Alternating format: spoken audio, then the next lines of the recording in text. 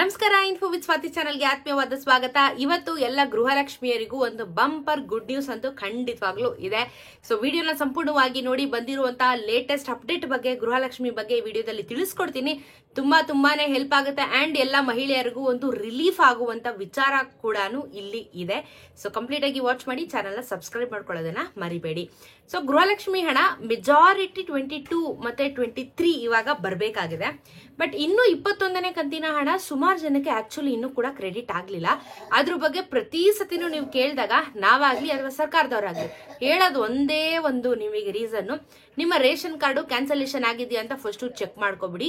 Ration card cancel ಆಗಿಲ್ಲ ಅಂದ್ರೆ of course amount ಬಂದೇ ಬರುತ್ತೆ, ಎಲ್ಲೂ ಹೋಗಲ್ಲ ಅಂತಾನು ಕೂಡ ನಾವು ಸ್ಪಷ್ಟೀಕರಣನ ಬಹಳಷ್ಟು ಬಾರಿ ನಿಮ್ಮಗಳಿಗೆ ನಾವು ಕೊಡ್ತಾನೆ ಇದೀವಿ.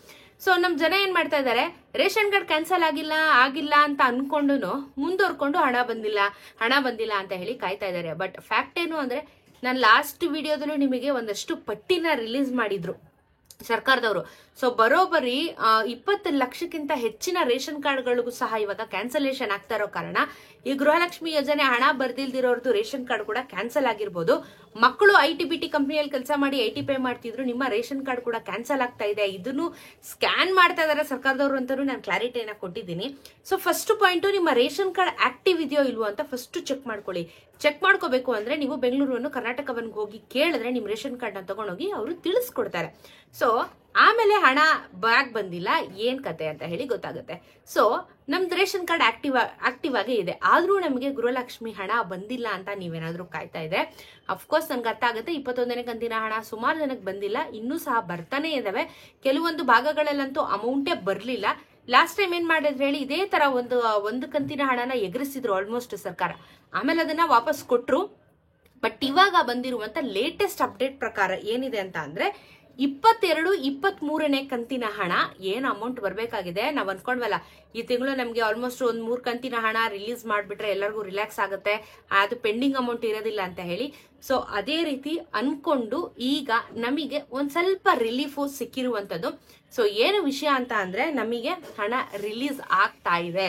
ಯಾವತ್ತಿಂದ ಯಾವತ್ತು ಅಮೌಂಟ್ ರಿಲೀಸ್ ಆಗ್ತಾ ಇದೆ ಅಂತ ಅಂದ್ರೆ, ಈ ಒಂದು ಸೆಪ್ಟೆಂಬರ್ 9ನೇ ತಾರೀಕಿಂದ 11ನೇ ತಾರೀಕಿನವರೆಗೂ ನಿಮಗೆ ಅಮೌಂಟ್ ರಿಲೀಸ್ ಆಗುವಂತ ಸಾಧ್ಯತೆಗಳು ಇದಾವೆ. ಸೊ ಯಾರೆಲ್ಲ ಕಾಯ್ತಾ ಇದ್ದೀರಾ, ಅಂಡ್ ಇವಾಗ ಏನು ಅಂತ ಹೇಳಿದ್ರೆ, ನಿಮಗೆ ಇವತ್ತು 9ನೇ ತಾರೀಕು. ಸೊ 9 ಅಂತಂದ್ರೆ ಅವ್ರ ಪ್ರೋಸೆಸ್ ಆಗ್ಲೇ ಶುರು ಮಾಡ್ಬಿಟ್ಟಿರ್ತಾರೆ. ಬಿಕಾಸ್ ಹಣ ಡಿಸ್ಟ್ರಿಬ್ಯೂಟ್ ಆಗೋದಕ್ಕೆ ತುಂಬಾ ಟೈಮ್ ಇಂದ ಪ್ರೋಸೆಸ್ ನ ಮಾಡಿರ್ಬೇಕು ಇವರು. ಸೊ ಪ್ರೋಸೆಸ್ ನ ಮಾಡಿದ್ಮೇಲೆ ಹಣ ಬರೋದು. 9ರಿಂದ 11ನೇ ತಾರೀಕಿನ ಒಳಗೆ 22, 23ನೇ ಕಂತಿನ ಹಣ ಒಟ್ಟಿಗೆ 4,000 ರೂಪಾಯಿ ನಾವು ಜಮಾ ಮಾಡ್ತೀವಿ ಅಂತ ಹೇಳ್ಬಿಟ್ಟು ಸ್ಟೇಟ್ಮೆಂಟ್ ನ ಕೊಟ್ಟಿದ್ದಾರೆ ಅಷ್ಟೇನೆ. ಹಣ ಬಂದ ಮೇಲೆ ನಮ್ಗೆ ಗ್ಯಾರಂಟಿ ಆಗೋದು, ಹೌದಪ್ಪ ಅವ್ರು ಹೇಳ್ದಂಗೆ ಹಣ ಬಂದಿದೆ ಅಂತ ಹೇಳ್ಬಿಟ್ಟು. ಸೊ ಈ ತಿಂಗಳು 2 ಕಂತಿನ ಹಣನ ಹಾಕ್ತಿವಿ ಅಂತ ಕೂಡ ಸ್ಟೇಟ್ಮೆಂಟ್ ನ ಕೊಟ್ಟಿದ್ದಾರೆ.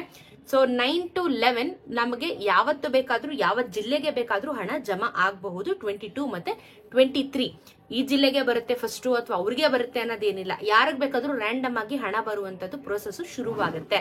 ಸೊ ನಿಮಗೆ ಇಫ್ ಇನ್ ಕೇಸ್ ನಾನು ವಿಡಿಯೋ ನೋಡೋ ಅಷ್ಟೊತ್ತಿಗೆ ನೀವು ಆಲ್ರೆಡಿ 9ನೇ ತಾರೀಕು ಆಗೋಗ್ಬಿಟ್ಟಿದ್ರೆ ಕಮೆಂಟ್ ಅಲ್ಲಿ ತಿಳಿಸಿ ನಿಮಗೆ ಹಣ ಜಮಾ ಆಯ್ತಾ, ಯಾವತ್ತು ಜಮಾ ಆಯ್ತು ಅಂತ ಹೇಳ್ಬಿಟ್ಟು. ಅದರಿಂದ ಎಲ್ರಿಗೂ ಒಂದು ದೃಢೀಕರಣ ಸಿಗುತ್ತೆ, ಮತ್ತೆ ಕಾನ್ಫಿಡೆನ್ಸ್ ಕೂಡ ಬರುತ್ತೆ, ಹೌದಪ್ಪ ಹಣ ಬರ್ತಾ ಇದೆ ಅಂತ ಹೇಳಿ ನಂಬಿಕೆ ಕೂಡ ಬರುತ್ತೆ. ಸೊ ಗೃಹಲಕ್ಷ್ಮಿದು ಇದೇನೆ ಮೇಜರ್ ಅಪ್ಡೇಟ್. ಈ ತಿಂಗಳು ನಿಮ್ಗೆ 4,000 ರೂಪಾಯಿ ಸಿಗ್ತಾ ಇದೆ, ಅಮೌಂಟ್ ರಿಲೀಸ್ ಕೂಡ ಮಾಡ್ತಾ ಇದ್ದಾರೆ.